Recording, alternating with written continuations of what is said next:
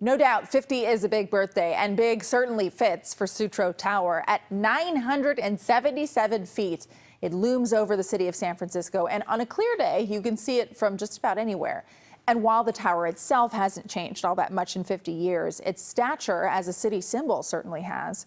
Wilson Walker on the tower that went from eyesore to icon. It's so odd, it's so weird. It's a little bit of an outcast. It's certainly the most visible icon in the Bay Area. There is something undeniably different about the Sutro Tower. Tall, lanky, and instantly the most dominant fixture on the landscape for Sutro Tower, it was an awkward childhood. The first design of the thing was a more conventional, gee, look at that big communications tower. But this one has such an odd creature-like presence. In fact, a lot of people hated it, even feared it. Some people were afraid of Sutro Tower, afraid it might fall, afraid of waves. But over time, somehow all of that changed. Back on Sutro's 40th birthday, we spoke with then tower director Dave Hyams. You may not think about it much, but it touches just about everyone's life every day. A little bit of a lightning rod to now being one of the most beloved icons in the city. Everywhere I went, I saw the tower, and it just kind of became emblematic of the city to me. Yes, at middle age, the awkward child has become one of the city's signatures. This Sutro Tower, it's one of the two things in the store that is not for sale.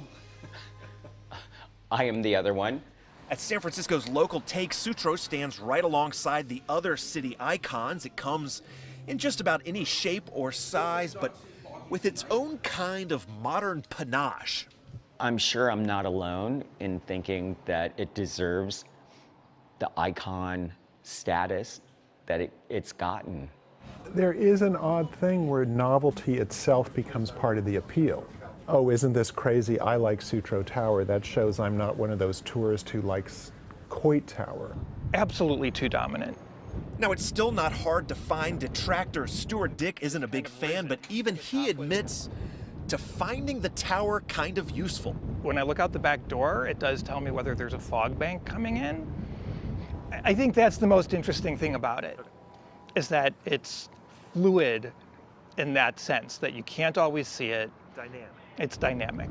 So now it hits the age of 50 and its status is only growing, a towering fixture now comfortably situated among the other icons on the city landscape. The Sutro Tower, it's always there. It's always there, you can't miss it. That is part of what makes it so memorable. You can't just blot it out of the landscape after you've seen it 3 or 4 times, because it keeps inserting itself in front of you in different ways. You know, this tower and I are not separated by many years. As a 70s Gen X kid, I have to appreciate the way it has grown into itself here in middle age. Herb Caen famously said he was waiting for it to stalk down the hillside and destroy the city. Fortunately, for all of us, Sutro decided to stick around for a little while, make itself at home.